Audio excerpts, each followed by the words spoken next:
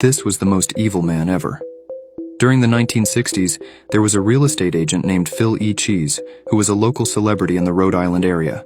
He was all over the place with billboards and commercials advertising himself.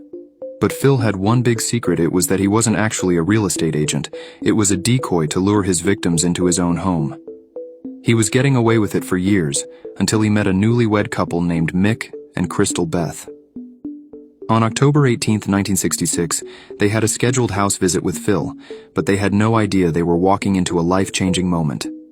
When they entered the home, the Beths got a strange feeling about the home because of how outdated and dirty it was. They quickly realized they weren't interested, but carried on to be polite. At the end of the showing, Phil said, "There is one last thing I want to show y'all." So he took them down to the basement. When they both reached the bottom, he locked it, and they both heard a voice from behind say, "It's too bad I have to do this, I really liked y'all." But as soon as Phil took his first step down, he missed it and fell all the way to the bottom and practically looked like a pretzel after the fall. Mick and Beth were then able to grab the key and escape and get help from the police. When authorities investigated Phil's basement, they were stunned at what was in it, and a few officers even retired after what they saw. On the other hand, Phil was rushed to the hospital but passed shortly before arrival.